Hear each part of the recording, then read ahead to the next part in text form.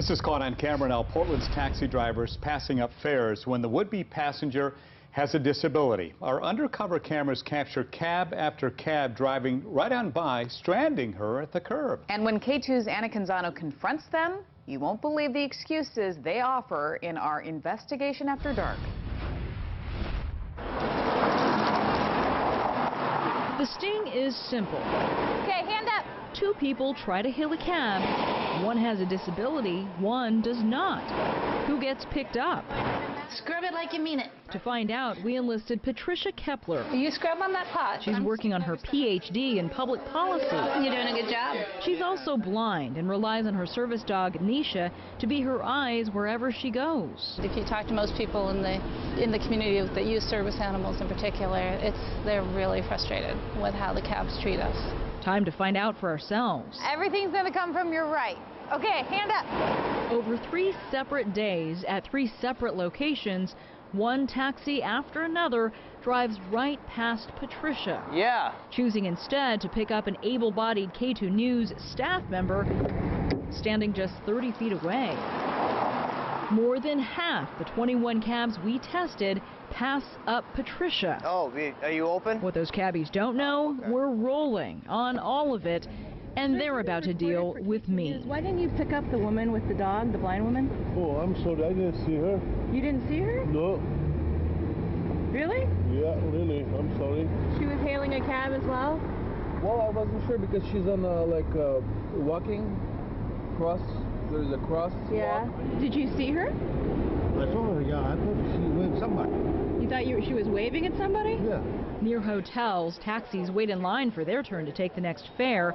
But when the driver of this cab spotted Patricia, he told another driver to cut in front of him. I said, she's blind. Are you going to take her? He said, I don't take a dog. And don't tell me take her. Portland's taxi rules are clear. Taxi drivers who refuse service to someone because they're disabled are breaking the law. Me or her? Okay, thank you. When did I become a second-class citizen? You know, why isn't my money as good as somebody else's? What is so horrible about me and my dog that you won't let me in your cab? So she's actually more visible than he is. Yeah.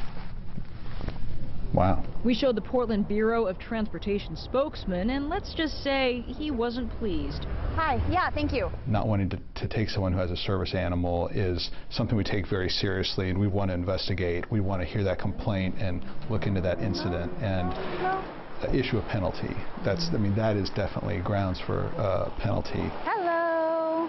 By the way, adding insult to injury, Come on, Nisha. one of Patricia's days with us ended with the cab ride back to her office, dropping her at the wrong location. Okay, so he dropped you here, but your work is across the street. Right. Okay. Did he tell you that? No. No, he said, here you are. You know, 4 steps. and he was gone. In Portland, I'm Anna Canzano reporting for Investigations After Dark.